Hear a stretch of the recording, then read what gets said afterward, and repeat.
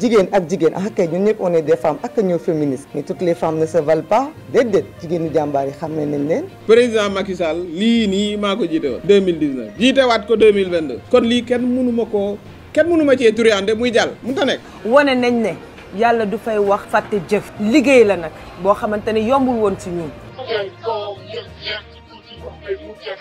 yéen a ngi toll ci 75 026 abonnés ci moment bi may bind vidéo bii démb rek lu ëpp 542 personnes abonné nañ ci chaîne bi ñoo ngi leen di dalal jàmm waaye ba tey ñu yàgg seetaan te abonné gu ñu bari nañ maa ngi ñëw ci yéen Abdoul Ba nee na jaajëf Jadine abonné naa maa ngi jox dédicace bi sama yaay Abibou Diop nee na dédicace bi mu ngi koy may yaayam Awa Ndaw ca Grand Mbour love you mama Aliou Diallo nee na Jadine defal ma dédicace sama reine mère Mariama Sané ma maman adorée Mariama sunu yaay la ñoo ngi lay nuyu maman Marie Assane Fall nee na déggagul turam de Assane maa ngi lay ziar Benoît Gomis moom xàmmee naa ko ci commentaire yi du raté sama vidéo nee na dédicace à ma mère Marie Mendy ak waa Koñ Ndiago depuis Goumel foofu ca Ziguinchor moom nee na focus rek nii ma tàmbalee tey nag neex na ma lool bëgg naa kuy may dédicace ñi sori ci moom surtout nag sunu yaay yi def leen ni ñoom man moom je souhaite un très joyeux anniversaire à ma femme adorée madame Jadine Diop foofu ca Ndar Géej di la ñaanal yàlla gudd fan wér ak njaboot gu amal njariñ askanam en tout cas namm naa la Houdia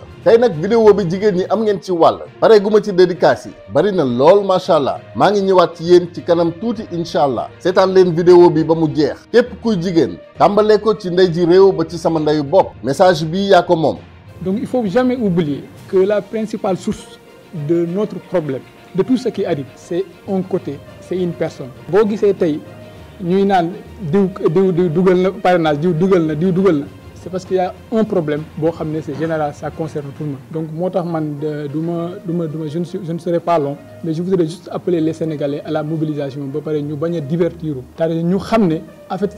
l'intérêt est plus grand que l'intérêt d'une seule personne ou d'un groupe de personnes c'est un intérêt de tous les Sénégalais moo tax les clashs internes que ñi nekk di def di saaga diw wala dinaan diw lii la xam leen ne Sénégal rien n'est normal si tout était normal même moi je n'allais pas être ici devant vous devant des caméras di wax moo tax nañu réfléchir surtout et gis nga même bu fekkee ne compte Facebook nga am tu es anonyme personne ne te connaît mais xamal ne le message que tu portes là c'est très important surtout ça je vais y insister parce que dernièrement gis naa ci réseaux sociaux yi nit ñi nañuy attaquer ñeneen ñi alors qu'on est dans le même groupe yow il y a toute une armée contre toi tout l'état mu ngi fii di la xeex di la nit ñi di jël appareil état bi di la ko xeex ba pare yow aussi ngay xeex say nit juste parce que yow li nga bëgg amul loolu kan moo ko tere am c'est Macky Sall et ces personnes donc il faut pas se tromper d'objectif l'objectif c'est se battre pour que lu fi nekk jóge fi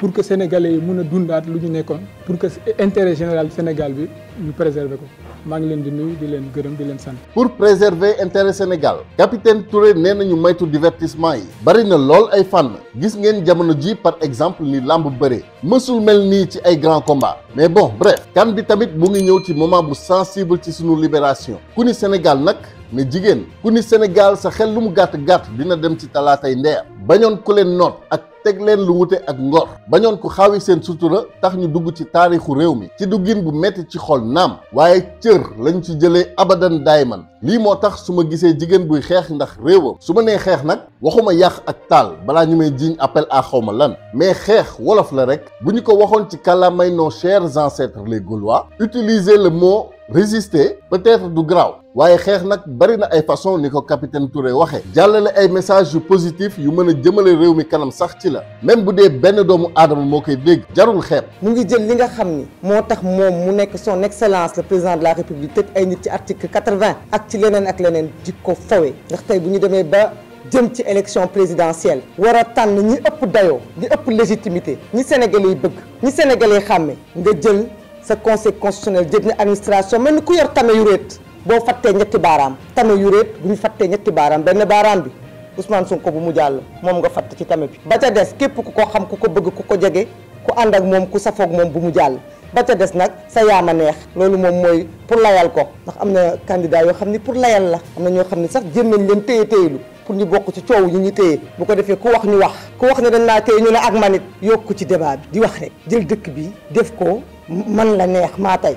man la neex man maa tey ci loolu lañ nekk ndax gis ngeen tamit yuréet bi tey keroog dañ cee fattoon ab morceau xaw a am ñun téye tey ñu ne yuréet injustice weesuwul loolu jigéen ak jigéen ah kay ñun ñëpp on est des femmes ak ñoo féministes mais toutes les femmes ne se valent pas déedéet jigéenu jàmbaar yi xàmmee nañ leen jigéen ñi di xeex xàmmee nañ leen jigéen ñi am légitimité xàmmee nañ leen jigéen ñi nga xamante ne boobu ba léegi ñu ngi naan nii di ñàkk di sànni xàmmee nañ leen jigéen ñi nga xamante ne bu ñu taxawee sénégalais xàmmee leen ah kay kii mës na maa xëyal mës na maa gontul mës na yëg ci combat bi mës na yenu combat bi xàmmee nañ leen lii élection présidentielle la du fo te président Macky Sall se joue de nous il se joue du Sénégal ana doomi Sénégal yi bëgg Sénégal kañ ngeen di fippu kañ ngeen di taxaw kañ ngeen di yëkkati seen kàddu kañ ngeen jàpp ni fii la barrière bi fii lañ war a yem am ngeen muñukaay de sénégalais yi am nañ muñukaay lool.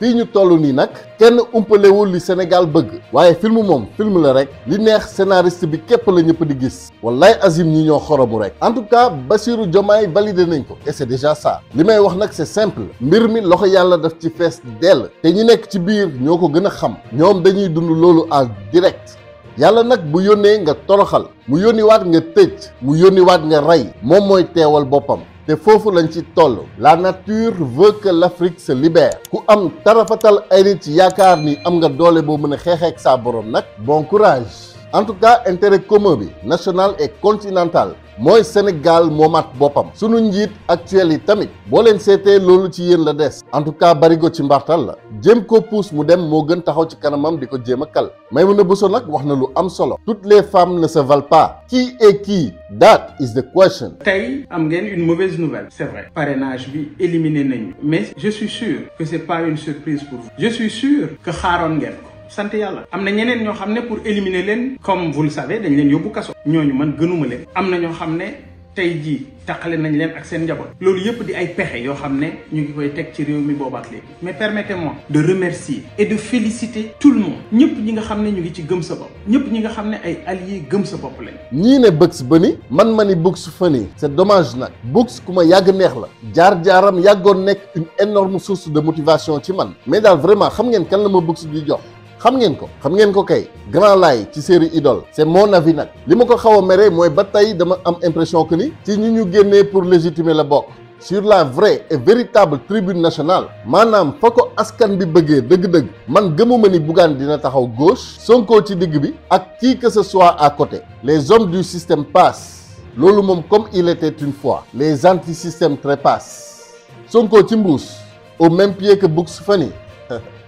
bref on passe. ñuy yëkkati kàddu sant ak ngërëm di gërëm bépp sénégalais ñi nga xam ne jàpp nañ ci gëm nañ suñu projet ba nga xam ne tey looloo waral ba conseil constitutionnel mën a valider suñu parrainage suñu responsable politique yi nekk ci terrain bi njabootu ARC ñi nga xam ne ñi ngi ci biir guddeeg bëccëg génération Anta Babacar flèche yi nekk ci terrain bi ku lim juum mais ñi ci jàpp ñi fës ak ñi fësul tey bëgg nañ taxaw sant leen gërëm leen wane nañ ne yàlla du fay wax fàtte jëf liggéey la nag boo xamante ne yombul woon ci ñun ñëpp gis nañ ko dañoo dugg ci terrain bi dem ci sénégalais yi wax ak ñoom saafonteeg ñoom tànn nag parrainage bi nga xam ne moo doon bi gën a métti mooy parrainage citoyen sénégalais yi wóoluñu donc kàddu sant ak ngërëm ak jërëjëf. Anta tata Anta su ma lay déglu mbéj sama bopp rek laay bëgg Pape Djibril Fall rek nga may jox je ne sais pas pourquoi nii la ko yàlla defee da nga may fàttali politicien sien du paléolithique yi avec leur politique paléolithique même ce discours sa diction sa élocution ta façon de parler loolu lay wane peut-être sunu âge nga am waaye bokkoo sunu génération et puis sax tata Anta bu dul woon loxo yi la puus ndax di nga agsi fii that is my question waxuma loxo sénégalais yi nag ku jug ne sénégalais yi je me demande ñaata Sénégal moo am d'ailleurs ndax des fois j'ai l'impression de ne pas être au bon Sénégal pays ouest africain bi la ñuy wax non Sénégal réewum Aline Sitoé Diatta ak Yacine Boubou boobu la bref Ejagon Badji maa ngi jégalu nag bu nekkee ni ma waxee tur bi du noonu nee na moom à sa femme Koumba Diop Diop a Juba sa dédicace ngo Fatou Sissoko nee na Jadine je suis abonné à Jadine TV na ñëpp def ni yow surtout nag ñi ma yàgg seetaan te abonné gu leen yéen a ngi toll ci 64% maanaam téeméer boo jël juróom benn fukk ak ñeent yi yàgg nañ maa seetaan te abonné guñu boo ci bokkee aboneel gaaw te nga bindal ma ci commentaire yi Jadine ci laa bokk waaye jeex na tey abonné naa Khadim Bousso nee na maa ngi may dédicace sama xol sama wéeruwaay sama yaay booy Binta Bousso yaay booy ñu ngi lay ñaanal gudd fan ak wér di ko ñaanal mboolem yaay yi ñuy seetaan Khadim Bousso nag nee na duñu fàtte Baye Abdoulaye Bousso te muy dëgg Moussa Ndiayeen bi nee na big dédicace à sa maman adorée Mimi Sarr ak sa femme chérie Aïda Ndiaye jantam ndeysaan cëy yàlla ñaari Ndiayeen ci kër quelle maison Ousmane Camara maa ngi lay tudd di la nuyu di la ziar Sidi Gueye nee na mu ngi may dédicace gelam ah Sidi gel nga wax de gel jàmm looy xaar waaye jigéen ju baax de waroo koo téye ci stade gel rek def ko soxna si waaye xanaa déggoo waykat bu dof boobu moom dafa mel ni yàq jigéen moo ko tax a jug de moo tax clipam doo ci mës a gis yaayam wala sëram di ci fecc jamais wala sax mbokkam jamais nee na jigéen ñi jaay seen bopp góor bu ci yorul loo takkee wala nga yéex borom alal mooy ñëw ne xale bi coppet yóbbu mel ni femme objet Pharaon Noir nee na big dédicace à notre proche national depuis sa cellule nous pensons à lui Sonko on t'aime na ñëpp bind lii Sonko on t'aime man bu ma duggee ci mbir dama ciy def sérieux ba war te lii may def du ma ci apprenti président Macky Sall lii nii maa ko jiite woon 2019 jiitewaat ko 2022 kon lii kenn mënu ma cee turiande muy jàll mun ta nekk loolu it ñoom waroon nañ koo xam parrainage bu mucc ayib la ñoo amuñu daanaka doublon interne tirage au sort nag yàllaa ko yor malgré le nombre de doublons il a fallu que ñu ne 10 000 parrains gisuñ leen ci fichier bi mais 10 000 parrains yi wax leen ñu kan la ne leen ñu Fatou Gueye nangam gisuñ ko ci fichier yi ñu génnee leen seen carte électeur tegal leen ko ndax loolu it prévoir woon naa bu ngeen ñu joxee liste bi balaa ngoon ñu génnee leen ku ci ne leen carte d'identité ma ngi nii ak numéro carte d'électeur am numéro national d'identification ak lépp mooy lii ma leen tegal mais dafa yomb nga yóbbu sa clé rek ñu ne la am na 10 000 parrains yoo xam ne gisuñu leen duñu la ne kan la duñu la ne fu ñu dëkk acca nga def kooku di benn bu féete donc liggéey bu mucc bi lañ def amul kenn koo xam ne kii nee nañ la sa tournée ñu ko bindee du noonu wala fa nga dëkk du noonu déedéet ndax buñ ca bàyyi woon seen 10 000 yi ñuy wax mais xam nañ ne jàll nañ d'office xam nañu ko donc il fallait trouver une solution ndax président Macky Sall li muy wut mooy fayu 3e mandat bii mu amut waaye loolu du jàll c'est-à-dire 3e mandat moom y en aura pas du ci moom du ci Amadou Ba nga woon naa leen ko fii day bàyyi 3e mandat bi Amadou Ba moom ne day continuité mooy 3e mandat wu Macky mais benn du ci am te nag ma wax ko ne man mënumaa dindi ci processus électoral danaa ko indil 20 000 la wax mën naa ko indil 100 000 parrains ñu ngi nii fii ëpp na lii sax. Tata Mimi ngi ñëw Tata Mimi nee na lépp lu muy def da ciy dem ak sérieux bi war te muy yoon mais j'ai encore énormément de mal à croire que Amine Mimi génn na APR nii dëgg-dëgg wala ndëgg sa rëx Amine j'aimerais Tata Mimi wallaay Azim su ma sañoon gëm li ma mënul gëm Tata Mimi nee na li muy def du ci apprenti kon boog xanaa chauffeur la ci en tout cas nee na du samay kàddu nag Tata Mimi moo ko wax ñu dégg moo ko jiite woon 2019 jiitewaat ko 2022 quoi démb ak li fi xew yépp 2019 ba tey donc si truandisation il y a if that's a word kenn mënu koo truander moom muy jàll ndax li sénégalais yi tuddee woon truandisation moom moo ko jiite woon damay màggatum ko rek toj boo xam ne lu ma suspecté xam naa ni luusa nga ca waaye lii ma xalaat ci technique politique bii ak Tata Mimi bu dee dëgg ma xam ni tonton national nag moo am fit dëgg te mën a jël risque ndax ce serait très intelligent mais très risqué dafa mel ni li ma doon lépp keroog entre paa bi taaw ak caat bu ñu delluwaatoon 2012 ma ne leen Mimi mooy taaw tey waaye erreur bi paa bi defoon foog ni taaw sunu tonton national depuis boobu moom lay liggéeyal erreur boobu tonton du ko def maanaam du ko ngemb ci victimiser ko entre guillemets ba mu jël nguur mais dina ko boole ci élimination légitimante yi if that's a word après sénégalais yi war koo yërëm et cetera en tout cas li ma gëm mooy dëgg la mën naa indi 100 000 parrains en fait non ndax nos politiciens le savent bien ñun sénégalais dañoo émotif du lu bon nag nit da ngay am yërmande di jéggale di jëlale balaa ngeen doon xam ni lu baax la président Macky Sall yàlla womat ko rek wëlbati xelam dalal xolam ba lépp luy mer dañ ci moom mu teg lépp ci yoon ci kémtalaay kàttanam ànd ak askan bi ba ñu fal ki ñu bëgg dëgg su boobaa moom ci boppam dina ne mais sénégalais yi ban xeetu nit lañ foogoon naa su ma wàccee dañ may sandwich diw ma thon ak mayonnaise tong ma mais non maa ngi dëkk sama kër Dakar chaque dimanche ma génn def sama caaya di doxantu ñu may sax ñaan ay selfie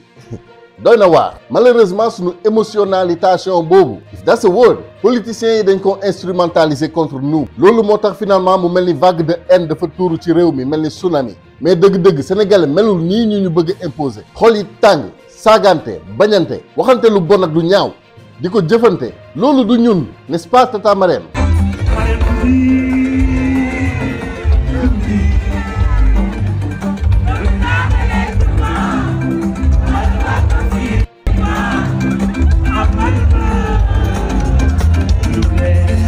Tata Marième Faye sunu maman national Sall ngaari lam tooro sunu ndey ji réew bi kenn bañul bilaay su ma doon géwal tàggal la say maam waaye li ma jaaxal Youssou Madjiguène Ndour nee na la Marème du nii wala waxul loolu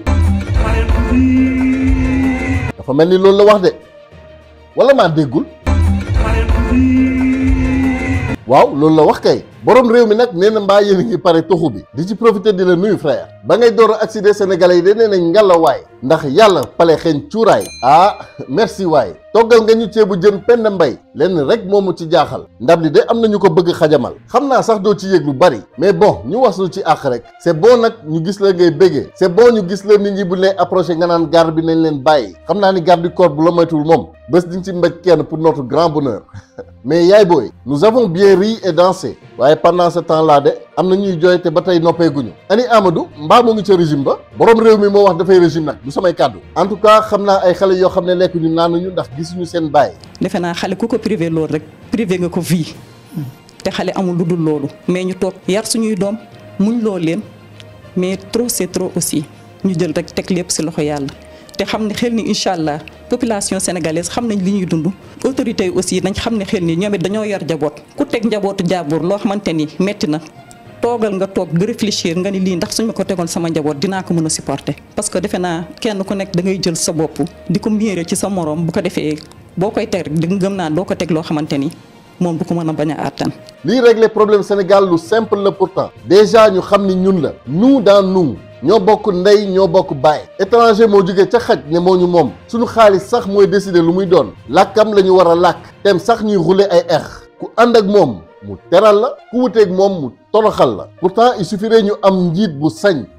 ñëw rek dagg cordon ombilical boobu noonu radicalement wala sax li Sonko wax au moins égal à égal quoi ku nekk respecté boppam respecté moroomam ñu ànd liggéey ci lu leer te ba tey nii c'est pas trop tard lii moom xanaa fàtte xaju fi te nag jàpp naa ni jot nañu delloo si waat xel yi fii ak 10 ans rek lii yëpp lu ñuy nettali lay doon ci yan anam nañ koy nettalee nag ndax day fekk Sénégal li xew entre 2019 ba tey gën koo lëndëmal wala day fekk Sénégal li mën a xew fii ak le 24 février gën koo leeral ñëpp dellu dund ci jàmm ñëpp di dund alhamdulilah ñu continuer liggéey suñu réew mais France gënuñu der bu weex ak bu ñuul bi képp moo ñu wutale ndax jar na souffrance bii suñu xeet di dund depuis des siècles basta nag quoi enough is enough dañoo sës dafa doy sëkk. J'ai l'honneur aujourd'hui d'inviter Madame Sonko, celle qu'on vous présentait comme étant toujours habillée en tout noir et dont on ne verrait que les yeux, à venir me rejoindre ici sur le podium pour vous dire que le mensonge ne peut pas construire un pays. Politique Sénégal bu ci njaboot bi duggee ñu ne moom de famille am bi daf cee dugg bu ci njaboot bi duggul ñu ne moom de mi ngi génn di xeexloo doomu jàmbur yi te njabootam a ngi toog loolu moo tax sax ñun ñu yéex a génn di wax mais tey nag bu ñu demee ba wax dañu sës. dañoo sës enough is enough ñu ni derrière chaque grand homme nag bon féministes yu dof yi nee nañ devant wala xawma à côté mais bref en tout cas góor goo gis ak ku mu mënti doon liir la buy fecc rek su neexee ndey jaatee ca mbagg ya li ma bëgg wax mooy responsabilité bi jigéen am ci askanam ak koo mënti doon boo xamee sa bopp di nga xam ni yow yaay àddina lépp lu fi am tey jigéen a tax jigéen nag jigéen waxuma ki yor jëmm ji dong di ko sax jaay ci TikTok waaye jigéen ji mën a soppi jamono ku fi ne Mohamed Ibn Abdallah di nga ne yaay Aminata wala Khadija ku fi ne yonent yàlla Isa Jésus-Christ le Saint-Esprit di nga ne sunu yaay Mariama la Sainte Vierge ba ca Adama doo ko tudd te tuddoo Awa misaal la man de borom soxna laa xam naa tey li jigéen mën a def ci góor yéenay sunu xel yéenay sunu xol jigéen bu fi bëgg góoram bon lu mu baax baax su ko yàlla seetaanee day mujjee bon même chose tamit jigéen bu fi bëgg góoram baax lu mu bon bon dina mujjee baax ci kàttanu yàlla moo tax saa su nekk ma naan pour détruire un peuple pas besoin de bombes détruire la foi des femmes et des enfants d'abord pour reconstruire un peuple tamit pas besoin de bras reconstruire la foi des femmes et des enfants d'abord à bon entendeur nag salaam